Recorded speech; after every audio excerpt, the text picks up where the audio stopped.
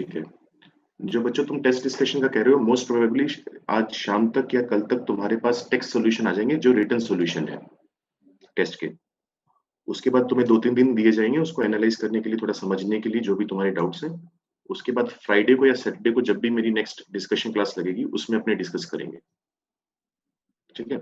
जो common doubts रह जाएंगे, जो लगभग सभी के डाउट्स होंगे 8-10, क्योंकि अगर पूरा पेपर डिस्कस करने लग जाएंगे तो 2 लेक्चर उसके लिए चाहिए, 2 क्लास, फिर तुम्हारा इसका डिस्कशन बच जाएगा और वेक्टर वैसे भी खत्म होने वाला है तुम्हारा। तो व्हाट्सएप पे भी एक बार मत भेजना, 1-2 दिन में मोस्ट प्रोबेबली टेक्स्ट सॉल्यूशन आ जाएंगे तुम्हारे पास, ठीक है। तो फ्राइडे या सैटरडे को उसका डिस्कशन करेंगे अपने टेस्ट पर। तो इसके बाद अब मैंने जेई एडवांस्ड ऑब्जेक्टिव हमारे 20 तक डिस्कस हो गए थे जहां तक मुझे याद है, और 21 से अपने को स्टार्ट करना था। तो मैं वही क्वेश्चन नंबर बोल रहा हूँ, जिसका डाउट हो वो रिप्लाई कर देना चैट में। 21 डाउट है किसी का? 21 डाउट है? मिहित बेटा लिख दे नो डाउट, लेकिन उसमें क्या है, मान लो 10-12 बच्चे नो डाउट लिख रहे हो, जिस बच्चे का बेचारे का डाउट होगा उसका कहीं चैट में गुम हो गया तो वो उसको दिक्कत हो जाएगी। लिख दे बेटा कि अगर तुझे मन से निकल रहा है, तेरी खुशी हो रही है तुझे, तो ऐसा कोई दिक्कत वाली बात नहीं। तो 21 में हमें बोला गया, क्वेश्चन निकालिए। 21 में हमें डिफरेंशियल इक्वेशन दी गई है 2xy dy is equal to में है x square plus y square plus 1 into में है dx।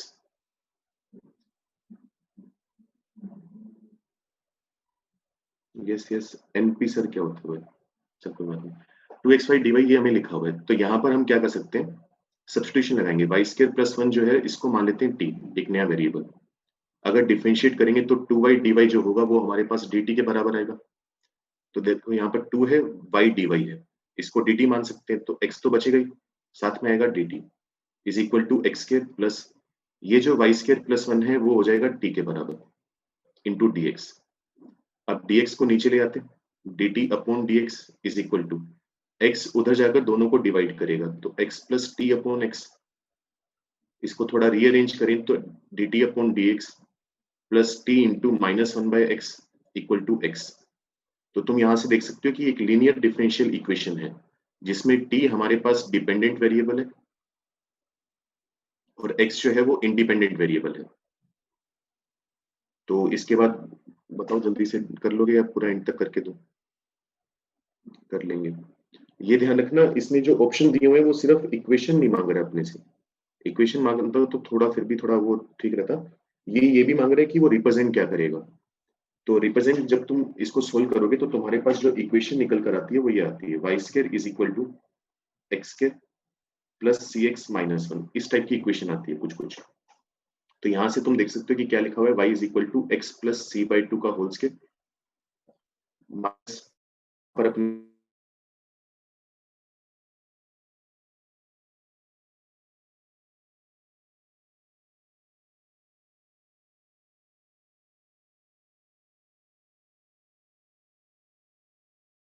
का स्क्वायर हो बीच में माइनस हो, तो हम जानते हैं एक हाइपरबोला होता है।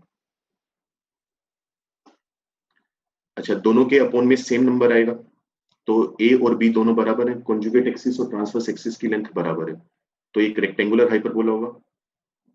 और तुम इसका सेंटर भी निकाल सकते हो, इसको जीरो करोगे तो x coordinate minus C by 2, y वाले को जीरो करोगे तो y कोऑर्डिनेट 0, तो माइनस सी बाई 2 कोमा 0 ये हमारे पास पॉइंट y एक्सिस पर होगा, यानी ये हमारे पास एक रेक्टेंगुलर हाइपरबोला है जिसका सेंटर x एक्सिस के ऊपर है, ठीक है। तो तुम्हारा यहाँ पर सी ऑप्शन हो जाएगा। बाकी करके देख लेना, आसानी से इंटीग्रेट हो जाएगा। बोलो अगर किसी का डाउट है इसमें तो। कुछ नहीं समझ में आया, किसी की भावनाएं आहत हुई हो?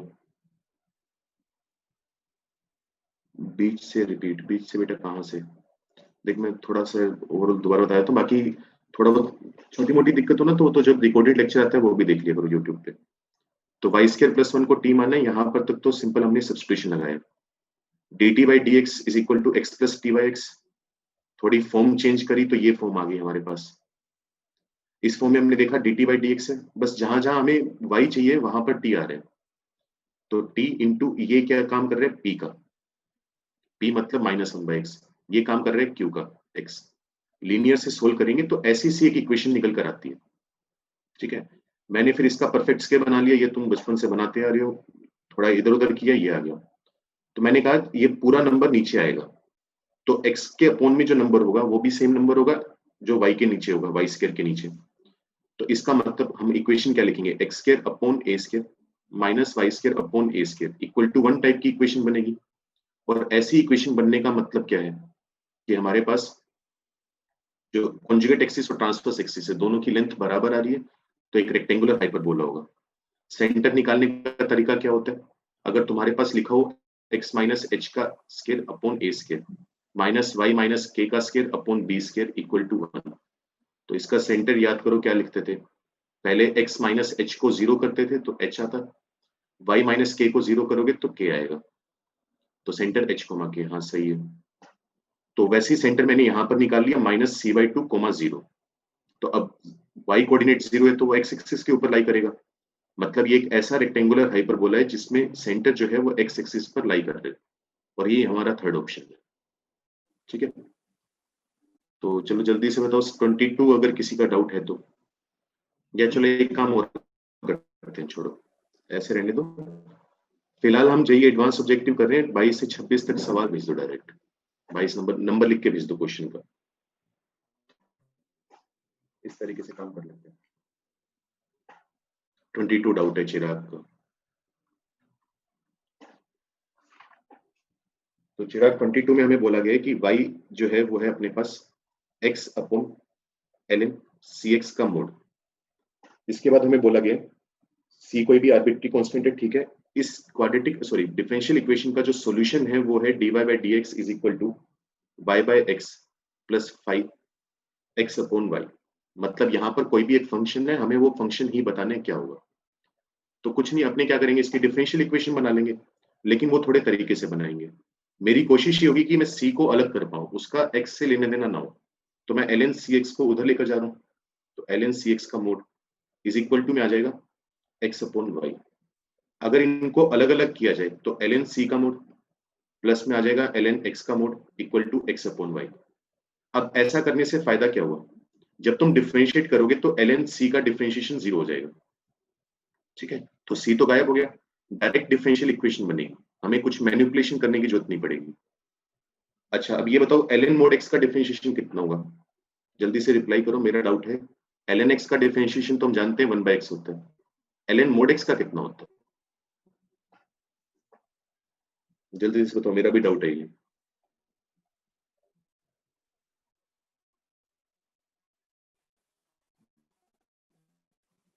1/x होता है, तो वो फर्क नहीं पड़ता अपने को, क्योंकि अगर तुम x नेगेटिव लोगे और ln माइनस x लोगे तब भी हमारे पास 1/x ही आता है। तो ये आया 1/x is equal to x upon y का डिफरेंशिएशन क्या होगा हमारे पास, y माइनस यहाँ पर आ जाएगा x, नीचे वाले y का करेंगे तो dy by D x upon में आएगा y स्क्वायर इक्वल टू में हो जाएगा y square upon x equal to y minus x dy by D X. हाँ सही बात है, मैं अगर मैं नाम से ही बोल रहा हूँ तो हाँ सेम आता है पॉजिटिव नेगेटिव पे। तो इधर उधर काम करना चालू करो, x dy by D x जो होगा वो आ जाएगा y plus sorry y minus Y square upon x, x को नीचे ले जाओ तो dy by D x is equal to आ जाएगा y upon x minus Y square upon x के। तो मैच करना चालू करो, जो ओरिजिनल इक्वेशन है dy by D x match कर रहे हैं, y अपॉन एक्स मैच कर रहे हैं, जो मैंने डब्बे में लिखा हुआ है उस डब्बे का काम कौन कर रहे हैं, minus Y square upon x के। तो ये अपना आंसर होगा, तो डी ऑप्शन तुम्हारा करेक्ट हो जाएगा यहाँ पे।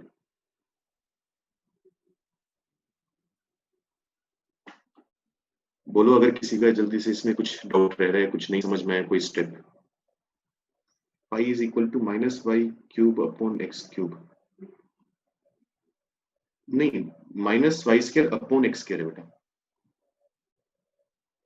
क्यूब नहीं है। चलो आशिमा का आया हुआ है 24th डाउट है, वो देखते हैं। 24th में हमें बोला है कि x square d y minus में है हमारे पास वाई स्क्वायर डी एक्स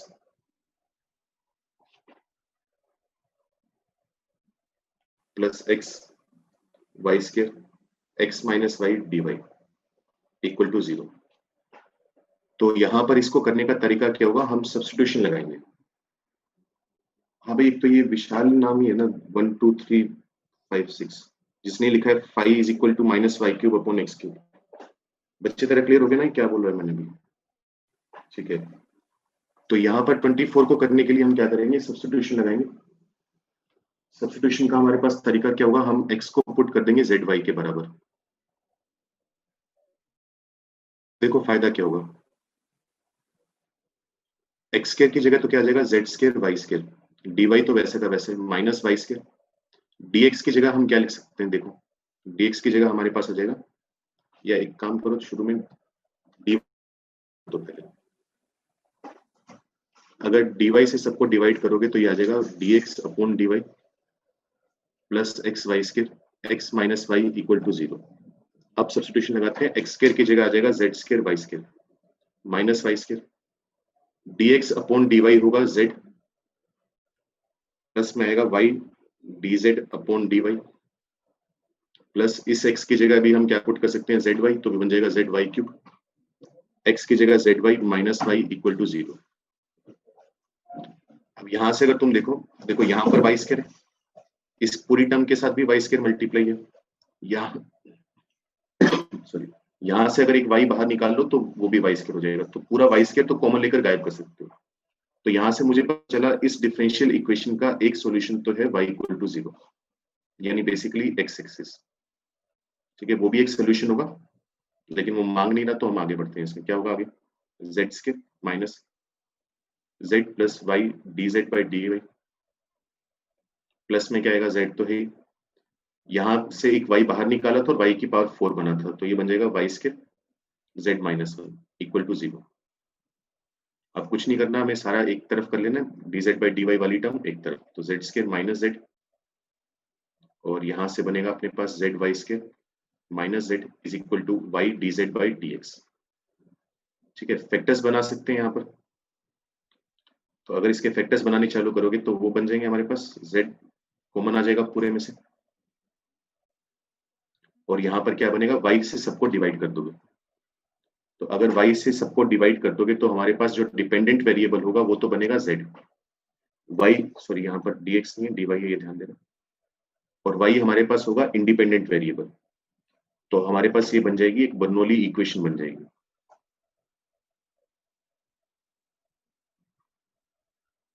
ठीक है, तो जल्दी से बताओ इसके बाद कर लोगे अब? ठीक है, हो जाएगा। और बर्नौली के बाद यहाँ पर वो भी बन सकता है, तुम्हारे पास वेरिएबल सेपरेट भी हो सकते हैं। ठीक है, वो भी देख लेना एक बार। तरीका यही होगा, x को z y सब्स्टिट्यूट करेंगे और dz और dy में हम अपनी एक इक्वेशन बनाएंगे। ठीक है, हो जाएगा। इसके बाद बताओ और कौन सा डाउट है? 25 डाउट है किसी का? 25th क्वेश्चन है, उसमें हमें बोला गया एक सिलेंडर है, इसमें कुछ पानी भरा हुआ है।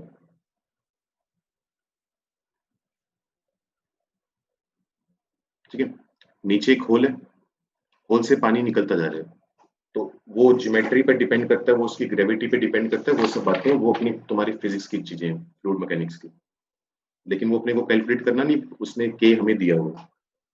तो वो यहाँ कह रहे हैं कि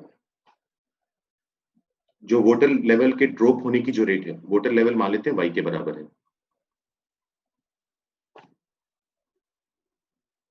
तो इसके जो ड्रॉप होने की रेट है dy बाई dt, वो हमारे पास कितनी है, is proportional to the square root of water depth y, तो रूट y, मतलब बेसिकली ये बोला था इसके ड्रॉप होने की रेट रूट y के प्रोपोर्शनल है।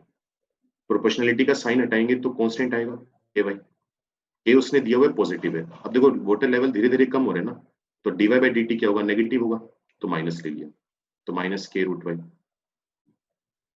के की वैल्यू उसने हमें दी हुई है कितनी, 1/15, तो माइनस 1/15 रूट वाई। यहाँ से एक सिंपल सी अपने डिफरेंशियल इक्वेशन बनेगी, ये आ जाएगा। अब यहाँ पर हम करने को सी वाला इंटीग्रेशन भी कर सकते हैं, इनडेफिनिट करने को हम डेफिनिट इंटीग्रेशन भी कर सकते हैं, क्योंकि एक तरह से उसने लिमिट्स हमें दी हुई है।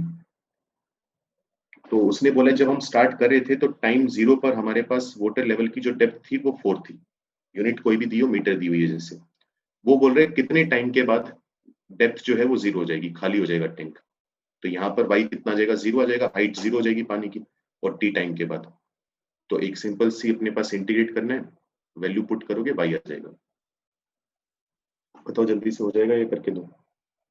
ठीक है सर, एक बार रिपीट कर दो। चिराग देखिए बेटा, इसमें ये दिया हुआ है एक सिलेंड्रिकल कुछ भी अपने पास वो है, हालांकि सिलेंडर ना भी बोलता, अगर कुछ और भी बोलता, कुछ भी जैसे मान ले कौन भी बोल देता, फर्क ना पड़ता अपने को, क्योंकि वो तुम्हारा फर्क पड़ता है फिजिक्स में, जब तुम्हें कैलकुलेट करना पड़ता है वो रो वगैरह जो भी होता है, रो एच फॉर्मूला होता है। तो सिलेंडर दिया हुआ, इसने कहा है नीचे होल है, इसमें से पानी निकलता जा रहा है लगातार। तो ये जो वाटर लेवल है ना, इसको हमने वाई मान लिया। तो ये इसने बताया कि वाटर लेवल की जो डिक्रीज होने की रेट है वो रूट वाई के प्रोपोर्शनल है, जितनी हाइट है उसी के प्रोपोर्शनल है। प्रोपोर्शनलिटी का साइन हटाएंगे तो के आएगा अपने पास, वो के लगा दिया, रूट वाई आ गया। अब हमें पता है वाटर लेवल लगातार डिक्रीज हो रहे हैं, तो माइनस तो लगाना पड़ेगा ना, क्योंकि उसने के की वैल्यू दी हुई है 1/15 पॉजिटिव है। अगर मैं ये माइनस ना लगाता तो क्या होता, इसका मतलब हम ये कह रहे हैं कि लगातार dy बाई डी टी क्या है, पॉजिटिव है। और dy by D T positive होने का मतलब y लगातार बढ़ेगा, मतलब वाटर लेवल इंक्रीज कर रहा है पानी निकलने के बाद भी। तो वो तो गलत हो जाता है, इसलिए माइनस लगाया। ठीक है, सिंपल सी इक्वेशन बनी, वेरिएबल सेपरेट कर लिए, dy के नीचे y वाली टर्म, dt सिंपल है। अब हम प्लस इनडेफिनेट इंटीग्रेशन, लेकिन उसने वैल्यू दी हुई है तो हम डेफिनेट इंटीग्रेशन भी कर सकते हैं। तो जब टाइम 0 है तो उसने बोला है कि वाटर लेवल की हाइट 4 मीटर है, और जब टाइम टी है, हमें नहीं पता टाइम टी कितना है, वो कैलकुलेट करना है। वो एक्चुअली तुम्हारा 60 मिनट्स आ जाएगा, और वो कैलकुलेट करते वक्त हमें ये देखना है कि वाटर जो टैंक है वो खाली कब हो जाएगा। तो जब खाली हो जाएगा तो वाटर लेवल 0 हो जाएगा, वो 0 रख दिया। तो ये 0 4 इनिशियल वाला है, टी और 0 वाला हमारा फाइनल वाला है। तो सोल्व करेंगे तो वाई आ जाएगा। ठीक है। हाँ, यहाँ पर उस बात का फर्क पड़ता है अगर हम हमें वो वॉल्यूम के चेंज होने की रेट देता, क्योंकि वॉल्यूम फिर हमें सिलेंडर का फॉर्मूला लगाना पड़ता पाई आर स्क्वायर एच, या कौन होता तो उसका फॉर्मूला लगाना पड़ता। यहाँ हाइट है तो उसी में सिंपल काम करना है अपने को। ठीक है, और बताओ कौन सा डाउट है। कृष्ण लिख रहे 27, बेटा 27 सवाल ही नहीं है। 27 में मैं कहाँ से बता दूं तुझे। इसी की बात कर रहे हैं ना, इसी डिफरेंशियल इक्वेशन की है, तो अलग चैप्टर पे पहुंच चुका है, अलग लेवल पे पहुंच चुका है। तो 26 का एक तो अपना आंसर चेंज करो, इसका जो दो टेंजेंट पॉसिबल है वो देख लेते हैं कैसे क्या है। तो यहाँ पर तुम्हारे पास एक डिफरेंशियल इक्वेशन दी हुई है सेकंड ऑर्डर की, F double dash x plus F dash x plus F x का स्केयर इक्वल टू एक्स का स्केयर। तो यहाँ पर हमें ये ध्यान देना, डिफरेंशियल इक्वेशन सोल्व नहीं करनी, और मोस्ट प्रोबेबली हमारे बस की भी नहीं है, क्योंकि सेकंड ऑर्डर की है। कोई बात नहीं क्रिश, कोई बात। तो सेकंड ऑर्डर की है तो हम सोल्व करने की कोशिश भी नहीं करेंगे इसे। बस इसने ये बोला है कि इस डिफरेंशियल इक्वेशन के सॉल्यूशन पर एक पी पॉइंट, और वो जो पी पॉइंट है हमारे पास वो मैक्सिमम वाला पॉइंट है। तो देखते हैं क्या होगा। सबसे पहले ये बताओ कि ये कहना सही है कि एफ एक्स एक डिफरेंशिएबल फंक्शन है, ये मैं बता सकता हूँ। क्यों है, क्योंकि F dash x F double dash x वगैरह दिए हुए हैं, और P अगर मैक्सिमा का पॉइंट है तो हम ये भी बता सकते हैं कि एफ डैश एक्स 0 आएगा। हमेशा सही नहीं होता मैक्सिमा के लिए, लेकिन जब तक डिफरेंशिएबल फंक्शन है तब तो सही होगा ही होगा। इसके बाद अगर हम देखें तो यहाँ से एफ डबल डैश एक्स कितना आ जाएगा, X square minus F x का होल स्क्वायर। अब इसके बाद हम ये भी जानते हैं अगर कोई पॉइंट मैक्सिमा का पॉइंट हो तो वहां एफ डबल डैश एक्स की जो वैल्यू होती है वो नेगेटिव होती है। ठीक है, 0 भी हो सकती है अगर उसका हायर ऑर्डर डिफरेंशिएशन अगर मतलब नेगेटिव आ रहा हो, जैसे वो तुमने पढ़ा है कि सेकंड ऑर्डर डिफरेंशिएशन 0 हो जाए, थर्ड वाला भी 0 हो जाए, फोर्थ वाला नेगेटिव हो जाए, तो भी मैक्सिमम पॉइंट आ जाएगा। लेकिन अगर कंसीडर करें, सिर्फ फिलहाल हम सिंपल केस ले रहे हैं क्योंकि हमें दिया नहीं हुआ है कि थर्ड फोर्थ है या नहीं है, तो F double dash x negative होगा। एफ एक्स को एक बार के लिए मैं वाई बोल रहा हूँ तो ये हो जाएगा X square minus Y square less than 0। अगर दूसरी तरफ ले जाएं तो Y square minus X square greater than 0। तो ये ध्यान रखना, ये मैंने एक इनइक्वालिटी निकाली है, गलती से भी इसको एफ एक्स की इक्वेशन मत मान लेना। हमने सिर्फ इतना पता लगाया है कि P जो पॉइंट है x, y वो इस कंडीशन को सेटिस्फाई करेगा। fx सेटिस्फाई करेगा नहीं करेगा हमें कोई आइडिया नहीं है, सिर्फ P की बात हुई है। तो P पॉइंट के बारे में हमें कुछ आइडिया लगा। अब ये कह रहे हैं कि x square minus Y square is equal to a square. ये हमारे पास एक रेक्टेंगुलर हाइपरबोला है। तो पहले रेक्टेंगुलर हाइपरबोला बना लेते हैं ये वाला।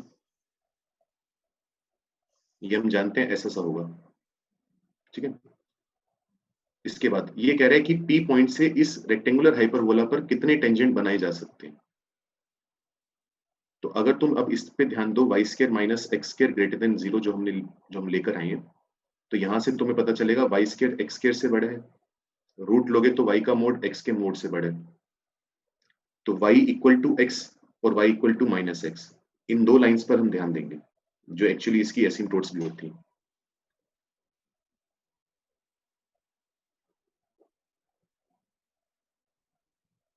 ये हमारे पास लाइंस होंगी y इक्वल टू एक्स और y equal to minus X, asymptotes दोनों ओरिजिन पर मीट करेंगे। अब अगर y का मोड x के मोड से बड़ा है मतलब हमें ऊपर जाना पड़ेगा। तो ये तुमने 11th में भी करे होंगे कुछ एक दो सवाल ऐसे। तो तुम्हें दिख रहा होगा कि अगर वो जब तुम करते हो कि 2 पॉइंट लाइन के सेम साइड है अपोजिट साइड है, वो वाला कंसेप्ट, तो तुम्हें पता चलेगा कि जो y का मोड x के मोड से बड़ा है वो सारे पॉइंट्स इस शेडेड पार्ट में होंगे। पहले तो इतना बता दो यहां तक कुछ दिक्कत है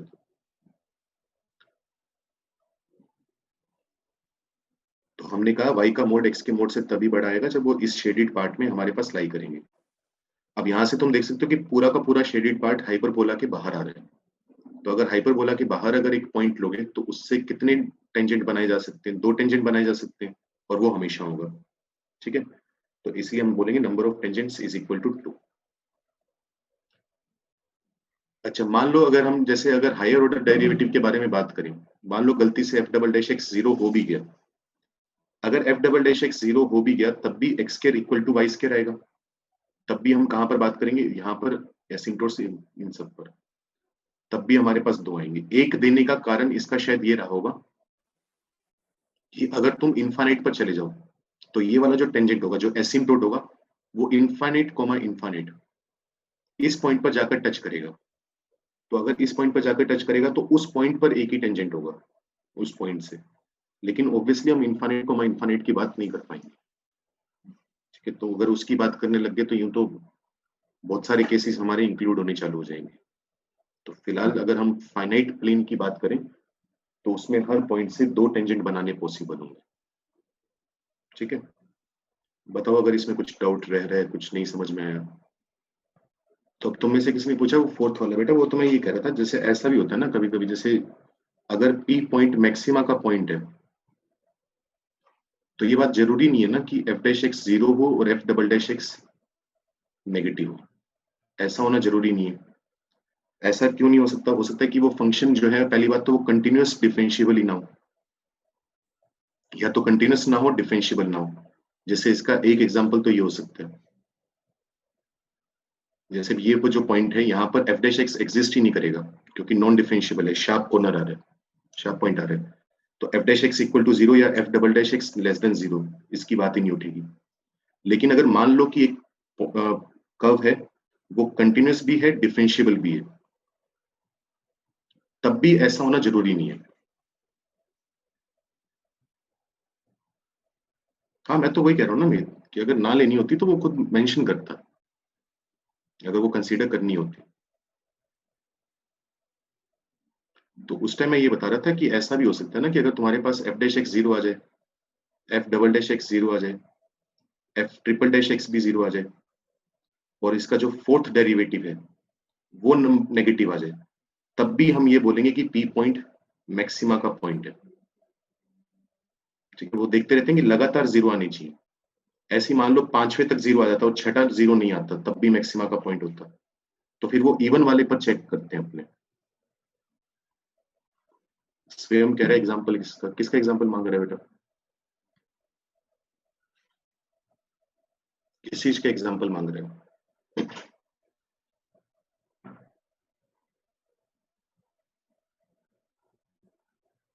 और साथ में सेकंड केस का, सेकंड केस कौन सा? ये जो मैंने अभी ये बताया, 4 डिफरेंशिएशन 5 डिफरेंशिएशन, ये वो चीज। तो इसमें तो ये एग्जांपल जैसे तो ले सकता है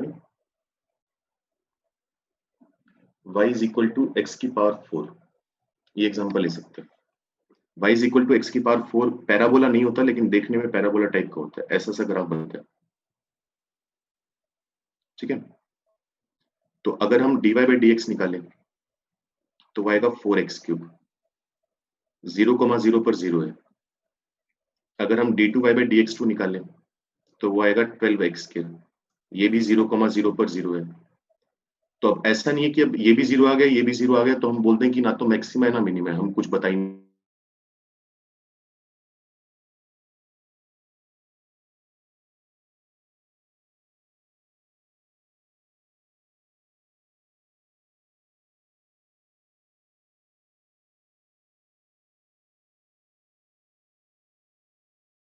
फोर वैल्यू आ रही है जो कि पॉजिटिव वैल्यू है।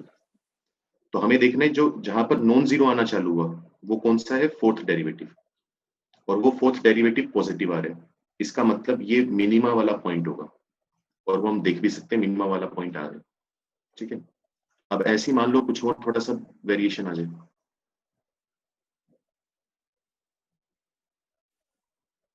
मान लो अब तुम्हें मैं बोल दूं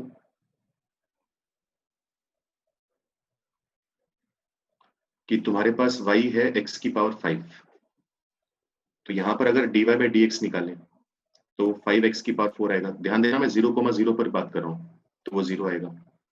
d2y by D x to जो होगा वो आएगा 20x क्यूब, वो भी 0 आएगा। d3y by D x cube 60x cube, वो भी 0 आएगा। फोर्थ डेरिवेटिव 120x, वो भी 0 आएगा। अगर मैं फिफ्थ डेरिवेटिव की बात करूं तो वो 120 आएगा जो कि पॉजिटिव आएगा। तो देखो अब तक 0 आता रहा, अब फिफ्थ डेरिवेटिव पर आकर हमारे पास क्या हुआ, नॉन जीरो आया। तो फिफ्थ डेरिवेटिव है तो कैसा नंबर है, ओड है ना, मतलब odd number of times differentiate किए, तो अब ना तो मिनिमा है ना मैक्सिमा है। अब एक्चुअली ये इन्फ्लेक्शन पॉइंट है। तो अगर जो इवन वाला डेरिवेटिव है, सेकंड फोर्थ सिक्स्थ एट्थ, अगर ये नॉन जीरो आए तो हम मिनिमम मैक्सिमम बता सकते हैं। अगर ओड वाला है, फिफ्थ सेवेंथ नाइन्थ, वहां पर नॉन जीरो आना चालू हो, फिर हम बोलेंगे ना तो मिनिमा है ना मैक्सिमा है, और इन्फ्लेक्शन पॉइंट होगा। अगर तुम x की पावर 5 का ग्राफ भी बनाओगे तो वैसा बनता है। यहाँ पर कनकेव डाउनवर्ड है, यहाँ कनकेव अपवर्ड है, इन्फ्लेक्शन पॉइंट, और मिनिमा दूर दूर तक नहीं है। बेटा फर्स्ट डेरिवेटिव तो एक प्रॉपर्टी है उसकी, वो पॉइंट ऑफ इन्फ्लेक्शन नहीं होगा। वहां से हम आइडिया लगाते हैं, यहाँ पर वो जीरो भी आ रहे हैं ना, वहां से वो चीजें भी पता चल रही है अपने को। इन्फ्लेक्शन पॉइंट होगा, उसके लिए एक दो चीजें और भी देखनी पड़ती हैं, वो जो डेफिनेशन में जाते हैं अपने, कि सही में कनकेविटी चेंज हो भी रही है नहीं हो रही, और वो होती है नॉर्मली। ठीक है, फर्स्ट डेरिवेटिव की बात नहीं करते। फर्स्ट डेरिवेटिव तो अगर मान ले अगर तेरे पास नॉन जीरो है, वो तो बहुत लोगों का होता है, तो इसका मतलब तो ये भी हो सकता है ना कि वो लगातार इंक्रीज ही कर रहा है या लगातार डिक्रीज ही कर रहा है वो। तो और चीजें भी साथ में देखनी पड़ती हैं, जैसे इसमें पॉइंट ऑफ इन्फ्लेक्शन आ रहा है अपने पास। ठीक है, तो जो सेकंड डेरिवेटिव की बात करते हो पॉजिटिव नेगेटिव वाली, और एक बात और ध्यान रखना, ये भी मत कह देना कि सर ने कहा था ऐसा होता है, y equal to sine x है। अगर हम पाई बाय टू पे बात करें तो d y by D x cos x आ गया, और चलते जाओ और कह दो थर्ड डेरिवेटिव नॉन नेगेटिव आ रहे हैं, जीरो के बराबर नहीं आ रहा, तो ना तो मैक्सिमा ना मिनिमा है। ऐसा नहीं होगा, वो उससे पहले वाले जितने भी डेरिवेटिव हैं वो जीरो आने चाहिए, जैसे इस केस में भी आ रहे हैं और इस केस में भी आ रहे हैं। तब जाकर हम देखेंगे कि पहली बार नॉन जीरो कब आया। इवन वाले पर आया तो मिनिमम मैक्सिमा, ओड वाले पर आया तो मिनिमम मैक्सिमा तो नहीं होगा, पॉइंट ऑफ इन्फ्लेक्शन होने के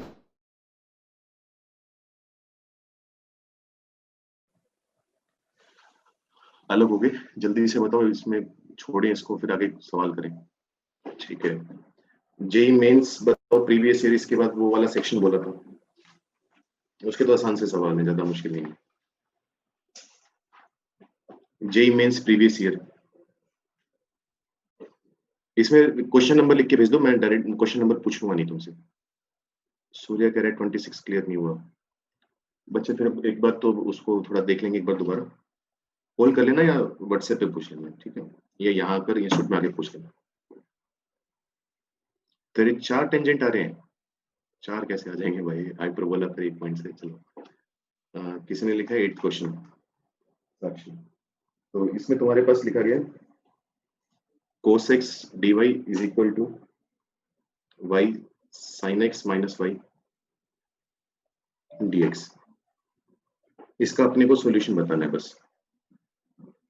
तो क्या करेंगे, इसको नीचे ले आते हैं, dy बाई dx हो जाएगा इक्वल टू cos x इधर जाकर सबको डिवाइड करेगा तो y तो बचेगा, sin x upon cos x जो होगा वो tan x होगा माइनस y स्क्वायर होगा, cos x जब डिवाइड करेगा तो ये आ जाएगा secant x। थोड़ा सा अगर चेंज करें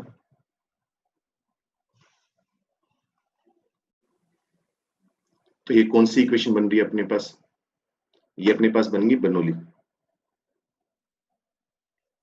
तो बर्नौली बनाने के लिए क्या करोगे, वाई स्क्वायर से डिवाइड कर दो।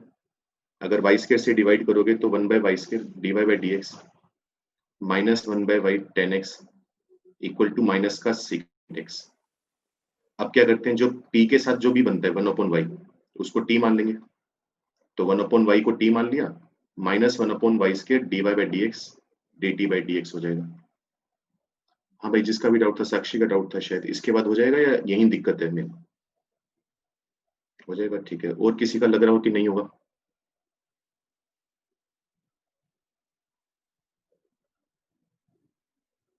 हो जाएगा सर, ठीक है। और जल्दी से लिख के भेजो कौन सा डाउट है, क्वेश्चन नंबर अपने आप। सर 12th के आंसर में कंफ्यूजन हो गई है, हम कुछ कह 12th में अपने को बोला हुआ है। अच्छा, एक तो मैं भूल जाऊंगा, एक मिनट रुको। 18th में है वो टाइपो है उसमें, 18th में थोड़ा गड़बड़ है। उसमें तुमसे पूछा हुआ है ना कि dy by D x plus y plus one cos x equal to 0 इसकी वैल्यू कितनी होगी। एक्चुअली वहां पर जो सवाल था वो था y pi by two, x equal to pi by two पर वो y की वैल्यू मांग रहा है, ये निकालने। तो 18th में वो चेंज कर लेना, बाद में ध्यान नहीं रहेगा। अब 12th किसी ने पूछा, 12th में तुम्हें बोला गया कि हमें बोला गया, ठीक है। तो एक काम करते हैं, y square d x is equal to 1 by y minus x d y. दोबारा हम कोशिश ये करते हैं कि लीनियर इक्वेशन बना लें, लेकिन अब थोड़े अलग तरीके से। डी वाई को मैं नीचे ले आया, वाई स्क्वायर को इधर ले गए, तो क्या बन जाएगा 1 अपॉन वाई क्यूब माइनस में आ जाएगा एक्स अपॉन वाई स्क्वायर, ठीक है। तो थोड़ा सा और चेंज कर लेते हैं, d x upon d Y plus x into 1 upon y square equal to 1 upon y cube, ये आएगा। दोबारा ध्यान दो, ये हमारे पास क्या बन गई, एक लीनियर डिफरेंशियल इक्वेशन बन गई। बस फर्क इतना है कि अब तक हम y को डिपेंडेंट वेरिएबल लेते थे, इसमें हम x को डिपेंडेंट वेरिएबल ले रहे हैं। तो अगर x को डिपेंडेंट वेरिएबल लेंगे, सबसे पहले इंटीग्रेटिंग फैक्टर आ जाएगा, जो कि होगा e की power integration 1 by y square d y, e की पावर माइनस 1 बाय वाई, ठीक है। किसका डाउट था वो जल्दी से बताओ, इसके बाद हो जाएगा, यहीं से डाउट आना चालू हुआ, इसके बाद ही नहीं हुआ। हो जाएगा सर, ठीक है। चिराग कह रहे हैं मेरे यहाँ से नहीं हुआ, ठीक है बेटा, देख लेते हैं क्या है। इतना तो समझ में आएगा कि इंटीग्रेटिंग फैक्टर आ गया अपने पास। सॉल्यूशन क्या लिखते हैं, वैसे तो हम लिखते हैं y इंटू इंटीग्रेटिंग फैक्टर, क्योंकि y वहां पर डिपेंडेंट होता है, यहाँ पर x डिपेंडेंट है तो x आएगा। इंटीग्रेटिंग फैक्टर e की power minus 1 by y is equal to क्या होगा, इंटीग्रेशन e की पावर माइनस 1 बाय वाई, और q का काम कर रहे हैं 1 upon y cube d y. अब मेन मुद्दा रह गया इसको इंटीग्रेट करने का, ठीक है। सॉरी, अब इसको इंटीग्रेट करना है, उसका तरीका क्या होगा, हम माइनस 1 अपॉन वाई को या 1 अपॉन वाई को किसी को भी t मान लेंगे। तो यहां से मुझे पता चलेगा 1 upon y square d y जो है वो डी टी है, ठीक है। तो ध्यान से देखना क्या बोल रहा हूँ, माइनस 1 अपॉन वाई टी है, तो ये तो बन गया शुरू वाला e की पावर टी। उसके बाद जो 1 अपॉन वाई है, सॉरी 1 अपॉन वाई स्क्वायर है, क्योंकि वाई क्यूब लिखा हुआ है ना, इसको लिख लेंगे 1 upon y into 1 upon y square. तो 1 अपॉन वाई स्क्वायर और डी वाई, ये दोनों मिलकर बना देंगे डी टी, और एक 1 अपॉन वाई अपने पास बच जाएगा, वो काम कर देगा माइनस टी का। तो माइनस तो बाहर निकाल लो, ये बच गया टी इंटू ई की पावर टी डी टी। अब इसको इंटीग्रेट करना अपने को आता है, आइलेट रूल लगा लेंगे, जो टी है उसको डिफरेंशिएट कर लेंगे, ई की पावर टी को इंटीग्रेट कर लेंगे, अब हो जाएगा। और उसके बाद 1,1 पॉइंट दिया हुआ है वो पुट करेंगे तो सी आ जाएगा। इसकी बात की कैलकुलेशन तुम कर लेना, होपफुली हो जाएगा। अगर फिर भी दिक्कत आ जाए तो बता देना। सर 13 14 टाइप के क्वेश्चन में दिक्कत है, एक बार बता दो। एक बार क्यों, तो 4 बार पूछ लें।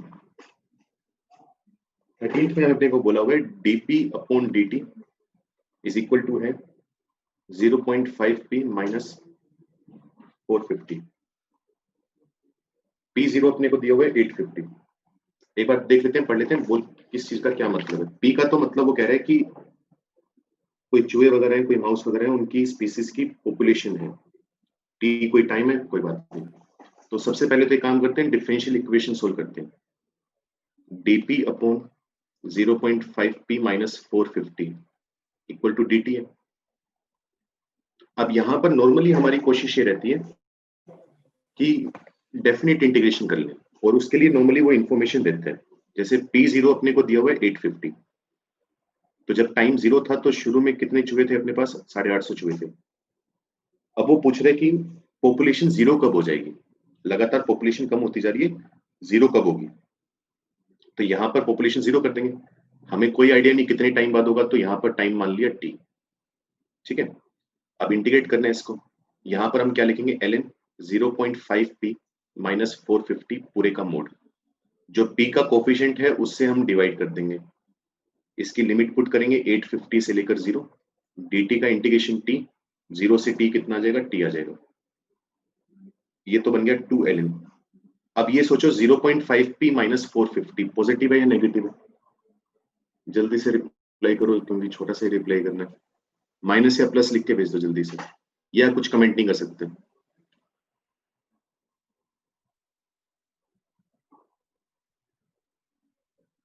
ब्रह्मांड के उन सवालों में से एक है जिसका कोई जवाब नहीं है। नहीं, मॉड्यूलस लगा तो है, उसको हटाना चाहते हैं हम, उससे दिक्कत है इस बार। वैसे तो हमारे काम की चीज है, लेकिन इस बार मॉड्यूलस से दिक्कत है, हम हटाना चाहते हैं क्योंकि लिमिट पुट करनी है ना अपने को। तो मान लो मैं मॉड्यूलस हटाना चाहूं तो जल्दी से बताओ, अंदर वाला नंबर पॉजिटिव नेगेटिव, या पता ही नहीं लगा सकते? नेगेटिव। क्यों नेगेटिव, वो कैसे पता चला अपने को? लैंग्वेज से। क्योंकि dp बाई dt क्या है? पॉपुलेशन के चेंज होने की रेट है। पॉपुलेशन के चेंज होने की रेट है, और वो 800 चूहे थे, बाद में 0 रह गए, खत्म हो गए। तो अगर धीरे धीरे चूहों की पॉपुलेशन कम हो रही है तो dp बाई dt जो होगा, उनकी जो रेट होगी वो नेगेटिव आनी चाहिए। तो ये नेगेटिव है, तो मैं यहाँ पर 450 माइनस 0.5p रख दूंगा। 850 0 equal to t। Left hand side वाले को सोल्व कर लेना, t आ जाएगा, आंसर आ जाएगा। ठीक है, सिंपल सी कैलकुलेशन है, उसके बाद हो जाएगा। आशिमा कह रही है 5 का 1 ऑप्शन आ गया, 4 नहीं आ रहा। ठीक है बेटा, मोड नहीं लगाया हुआ तूने। देख लेते हैं एक बार क्या दिया हुआ। हमें कहा गया है कि एक कर्व है, उस पर एक पॉइंट है पी एक्स कॉमा वाई।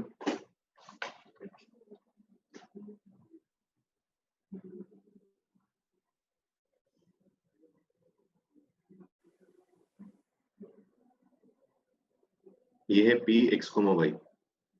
फिर ये कह रहे हैं कि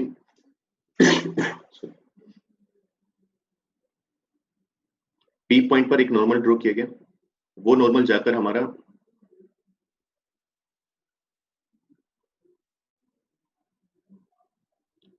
जी पॉइंट पर कट कर रहे हैं। और इसके बाद हमें बोला गया सवाल, कौन सा सवाल पूछा है? ठीक है, तो ओरिजिन से इसका जो डिस्टेंस है, ये वाला जो है ओजी, वो हमें बोला गया कि जो एप्सिस है उसका डबल है। ठीक है, 2x। बस इतना काम करना है अपने को।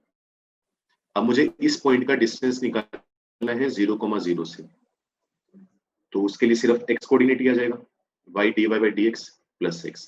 लेकिन यहाँ पर हमें मोड लगाना पड़ेगा, क्योंकि हमें तो नहीं पता ना, वो तो हमने जो फिगर बनाई है उसके हिसाब से g लेफ्ट हैंड साइड है। हो सकता है अगर ऐसा सा कर्व हो तो उसके लिए राइट हैंड साइड भी आ जाए, या पॉइंट की पोजीशन पर भी डिपेंड करेगा।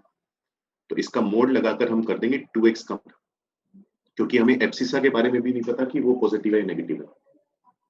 तो अब प्लस माइनस से खोलोगे, y dy by dx plus x is equal to 2x, एक ये बनेगा। दूसरा बनेगा y dy by dx plus x equal to minus 2x।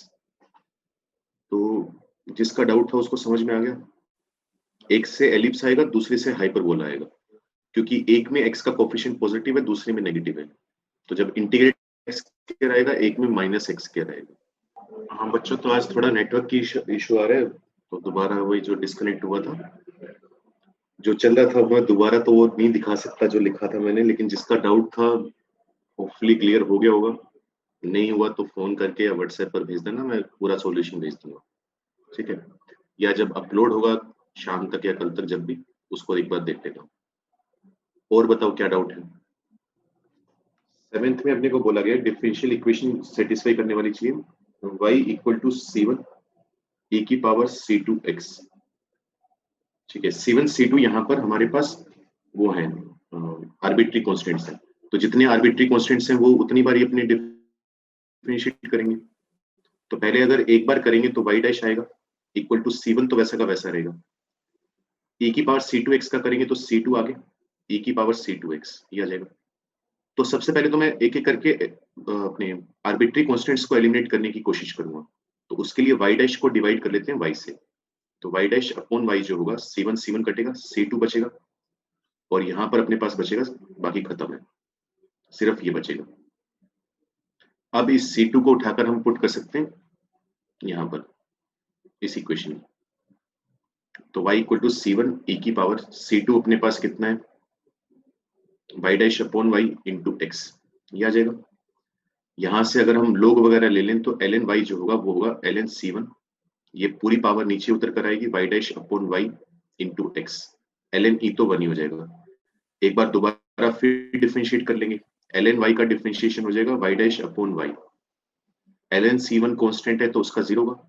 यहाँ पर हम लगाएंगे प्रोडक्ट रूल, x का करोगे तो 1 आएगा, साथ वाला y डैश अपॉन y वैसा का वैसा, प्लस अब x वैसा का वैसा, y डैश अपॉन y का करेंगे तो वो आ जाएगा अपने पास y डैश का स्क्वायर, नहीं sorry, y double dash minus y dash का स्क्वायर अपॉन y का स्क्वायर, ये आएगा, ये कट जाएगा, x भी 0 में जाकर गायब हो जाएगा, और यहाँ से अपने पास निकल कर आ जाएगा y double dash equal to y dash का स्क्वायर, ठीक है? कुछ नहीं करा, x को ये कट कटाकर 0 बचा, इधर x को भी 0 में गायब कर दिया, y स्क्वायर को भी 0 में गायब कर दिया, तो ये आ गया।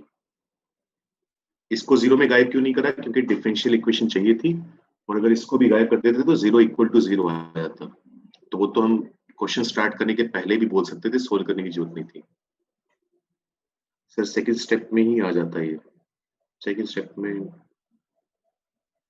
दोबारा डिफरेंशिएट करने से क्या, हाँ वो एक बार करके देख लो ना, दोबारा डिफरेंशिएट क्या पता वहीं पर बन जाए। हाँ कर लो, वो तरीका कर लो, वहां से भी कर लो। हाँ सही कह रही है कुछ, अगर आ रहा है आंसर, देखो मुझे नहीं पता उससे, जो तुम बता रहे हो स्टेप उससे आएगा ही नहीं, आ रहा है तो सही है, वो तो चाहिए। हाँ वहां पर भी डिफरेंशिएट करके देख लो, वो भी हो जाएगा, नहीं तो आर्बिट्री कांस्टेंट रिप्लेस कर करके कर लोगे तो वहां से तो आ ही रहे। तो हो गया ये सबका, 9th भी डाउट है, एक मिनट रुको। 9th में हमें बोला गया है कोई एक इक्विपमेंट वगैरह है, कोई भी मशीन वगैरह है, उसके लिए dv बाई dt अपने को दिया हुआ है minus k T minus T. एक बार मैं भी पढ़ लूं क्या दिया है उसमें। टी तो जो है वो टाइम है, v अपने पास उसकी वैल्यू है, कुछ टाइम के बाद उसकी वैल्यू जो है वो थोड़ी धीरे धीरे कम होती जा रही है, और dv बाई dt उसके चेंज होने की रेट है, नेगेटिव आ रहा है सब कुछ। T total time, total life है उसकी, कितना जिएगी वो, और अपने से पूछा स्क्रैप वैल्यू, मतलब अगर कबाड़ वाले के पास बेचें तो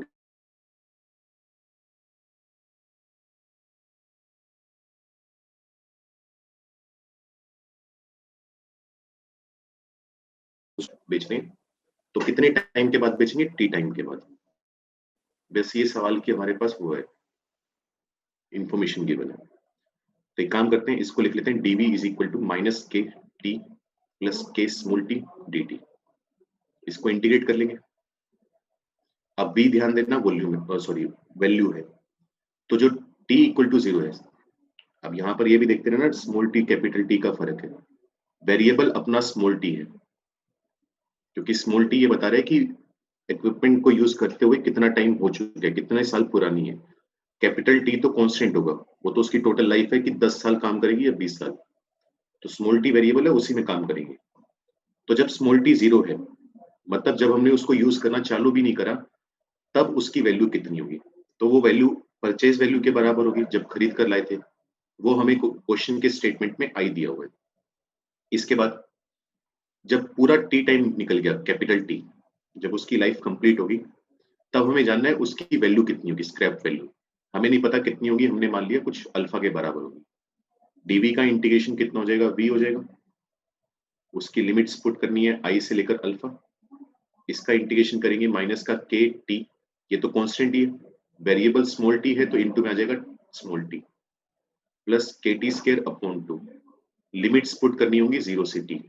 ये आ जाएगा alpha minus i is equal to minus का k t square plus k t square by 2, minus का k t square by 2। Alpha आ गया minus i minus k t square by 2। तो कबाड़ में ये इतने रुपए की बिकेगी।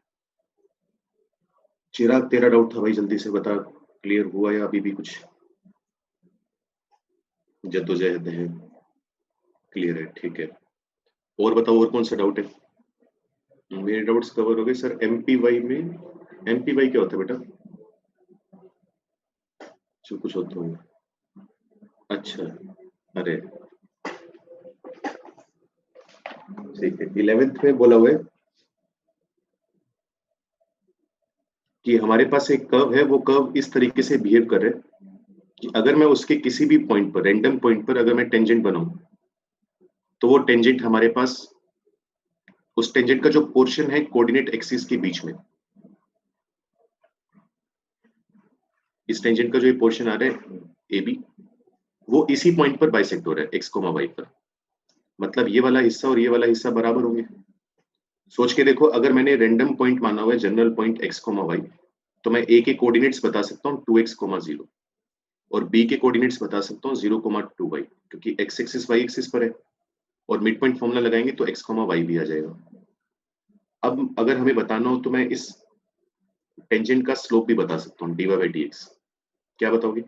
जैसे एक तो P पॉइंट को ले रहे हैं, एक A पॉइंट को ले रहे हैं, y2 minus y1 upon x2 minus x1। तो यहां से हमें मिल जाएगा माइनस का y upon x। Variable separate करो, इंटीग्रेट करो, क्या आ जाएगा? ln y is equal to minus का ln x plus ln c। तो ln x plus ln y is equal to ln c। Log की प्रॉपर्टी लगाओगे तो x y equal to c. अब हमें बोला हुआ है कि हमारा जो कर्व है वो 2,3 पॉइंट से पास कर रहे हैं। डायरेक्ट पुट कर दोगे तो x into y is equal to 6 आ जाएगा। ठीक है, कुछ ना समझ में आए? ठीक है। 16th में किसी ने बोला है सी निकालने की कंडीशन क्या होगी? आशिमा कह रही है। यहाँ पर दिया है अपने को x log x।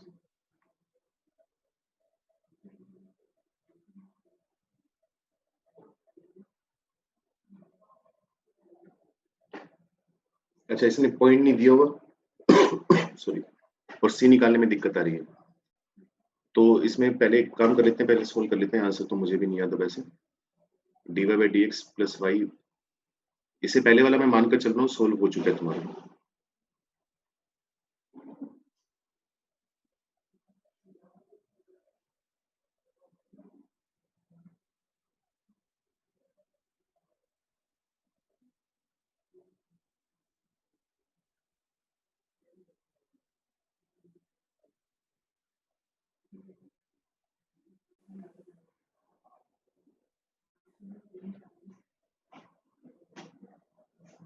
बाय वाले से पता नहीं, बेटा अंदर देख ले। क्लास चल रही है, अंदर देख ले, होंगे कहीं ना कहीं होंगे। आवाज नहीं आ रही है, मैं बेटा बोल ही नहीं रहा कुछ, मैं अभी तो अपने ही सोल्व कर रहा हूँ। तो पता नहीं मैंने क्या कर रखा है। अच्छा, यहाँ पर सॉरी।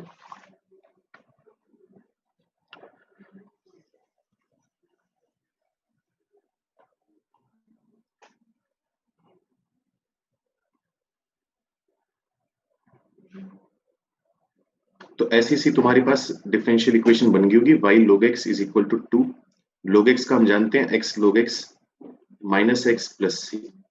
ठीक है, अब आ रही होगी आवाज और ये आ जाएगा। तो जिसने डाउट पूछा था सी वाला, अब यहाँ पर हमें पॉइंट तो दिया नहीं हुआ, सही बात है, तो हमें सी ऐसा रखना है जिससे मतलब x की ऐसी वैल्यू रखनी है जिससे हम काम को चला सके। ठीक है, तो ध्यान से बोला मैं क्या बोल रहा हूँ, x तो हमारी मर्जी, हम कुछ मर्जी डाल दें, उसका कोई फर्क पड़ता नहीं। दिक्कत आती है कि उस x पर हमें y पता है या नहीं पता। ठीक है, तो मैं क्या कोशिश करूंगा कि जो हमें नहीं पता, y हमें नहीं पता, तो मैं y को गायब करने की कोशिश करूंगा। तो y को गायब करने का सबसे आसान तरीका ये है कि y को 0 से मल्टीप्लाई करवा दो। मतलब साथ में जो log x है उसको हम 0 पुट करना चाहेंगे। तो अगर मैं log x को 0 पुट कर दूंगा तो x की वैल्यू 1 आ जाएगी। तो ये वैल्यू पुट करके हम आंसर निकालेंगे। तो मैं x को 1 पुट कर देता हूँ, y नहीं भी पता, उसने नहीं भी दिया तो फर्क नहीं पड़ता। लेफ्ट हैंड साइड 0 होगी, 2 इंटू x कितना है 1 है, log 1 कितना हो जाएगा 0 माइनस 1 प्लस सी। तो यहां से c की वैल्यू आ जाएगी 2 और इसको यूज करके आगे काम कर लेना। ठीक है, हो जाएगा।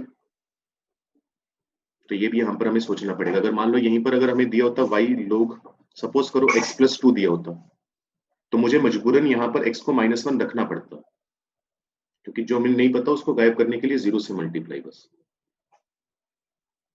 थर्ड स्टेप में क्या किया, थर्ड स्टेप में कुछ नहीं, वो लीनियर डिफरेंशियल इक्वेशन है वो काम किया। जैसे यहाँ पर इंटीग्रेटिंग फैक्टर निकाल लिया log x, तो y into log x integrating factor equal to, ये काम कर रहा है q का, कांस्टेंट पॉलिनोमियल है, 2 आ गया इंटीग्रेटिंग फैक्टर log x का इंटीग्रेशन हम जानते हैं x log x minus x, वहां से काम किए। ठीक है, हाँ भाई विशाल तेरे डाउट है, बता जल्दी, कोई दिक्कत है तो इसमें।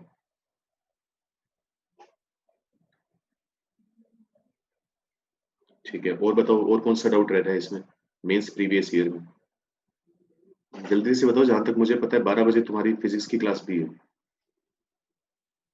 तो 5 मिनट 2 मिनट तो रेस्ट भी करोगे। 14th, इसमें लिमिट्स में दिक्कत है, मैं क्वेश्चन पढ़ लूँ बेटे, एक बार क्या लिखा है। डीपी बाई डी एक्स अपने को दिया हुआ है 100 माइनस 12 रूट एक्स, तो इंटीग्रेट करने में तो वहां कोई दिक्कत नहीं आई होगी। तो यहाँ पर मतलब देख लेते हैं, मतलब क्या है बस। तो p का मतलब तो अपने पास है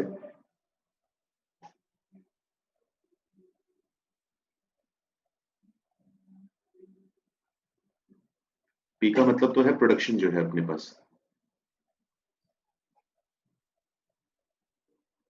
और x का मतलब है जो एडिशनल नंबर ऑफ वर्कर्स हैं, एक्स्ट्रा कितने वर्कर लगाए। तो अगर मैं x को 0 लिखूंगा, किसका दिक्कत थी भाई, लिमिट में दिक्कत आ रही है, नाम पूरा नहीं दिख रहा मुझे, चलो कोई बात नहीं। अगर मैं x को 0 रख रहा हूँ तो इसका मतलब ये नहीं है कि हमारे पास वर्कर ही 0 है, एडिशनल वर्कर 0 है, मतलब हमने कोई चेंज नहीं करा, जैसे प्रोडक्शन पहले चल रहा था बिल्कुल वैसे ही चल रहा है। तो उसने बोला कि पहले जो फैक्ट्री है, जो भी फर्म है, वो 2000 आइटम्स बना रही थी, प्रोड्यूस कर रही थी। तो अगर एडिशनल वर्कर्स 0 हैं तो वो पहले जितना ही प्रोडक्शन लेवल होगा उसका, तो कितनी आइटम्स प्रोड्यूस करेगी 2000। उसके बाद हमने 25 वर्कर्स हम एक्स्ट्रा ले आए। ठीक है, उसके बाद उसका प्रोडक्शन लेवल हमें नहीं पता कितना हो गया, हमने मान लिया बी है। इसको सोल्व करेंगे आंसर आ जाएगा अपना। ठीक है, मैं कर ही देता हूँ छोटा सा, ये वैसे पी माइनस 2000 ये आ जाएगा 2500 माइनस 12 एक्स की पावर 3/2 75, दो बटे 3। ठीक है, आ गया रिप्लाई, आ जाएगा। ठीक है, और बताओ जल्दी से लिखो कौन से डाउट बच रहे हैं। वैसे तो लगभग लगभग सभी हो चुके हैं, और 18th मैंने बोल दिया, 18th में अगर किसी का डाउट है तो एक बार y π/2 बोला गया, तब जाकर आंसर आएगा, उसके हिसाब से करके देखना एक बार।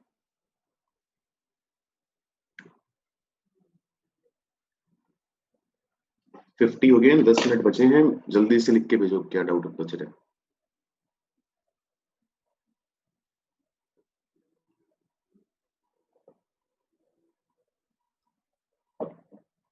ठीक है, एक बात और सुन लो बच्चों, देखो इसमें भी मत रहना, इस चीज में भी मत रहना कि अगर क्लास में डिस्कस हो चुके हैं लेक्चर के दौरान और अभी भी डाउट है, वैसे तो शर्म मुझे लगता नहीं तुम्हें होगी, तुम में इतनी कि इस टाइप की क्लास में भी ना पूछो, लेकिन फिर भी अगर कोई डाउट बच रहा हो, नहीं क्लियर हुआ तो व्हाट्सएप पर या फ़ोन करके पूछ सकते हो। हाँ, बस ये देख लेना कि व्हाट्सएप अगर करोगे तो ये नहीं है कि मैं साथ के साथ रिप्लाई कर दूँगा, मेरे टाइम पर भी डिपेंड करता है। लेकिन ऐसा नहीं है कि अगर एक बार डिस्कस हो गया तो वो दोबारा पूछ ही नहीं सकते। ठीक है? कोशिश यही करो कि अभी समझ लो और जो रिकॉर्डेड लेक्चर आएगा उससे समझ लो। लेकिन बच जाए तो डाउट रखना नहीं है अपने पास। टेस्ट का मैं तुम्हें बोल चुका हूँ, सॉल्यूशन मिलके एनालाइज़ कर लेना। फ्राइडे, सैटरडे को अपने डिस्कस करेंगे। नेक्स्ट क्लास के लिए है तुम्हारा जो डिस्कशन का topic JEE advanced previous year. ठीक है? और जेईई मेंस का अगर कोई किसी का इक्का-दुक्का रह गया हो तो वो डिस्कस कर लेंगे। चलो बाय।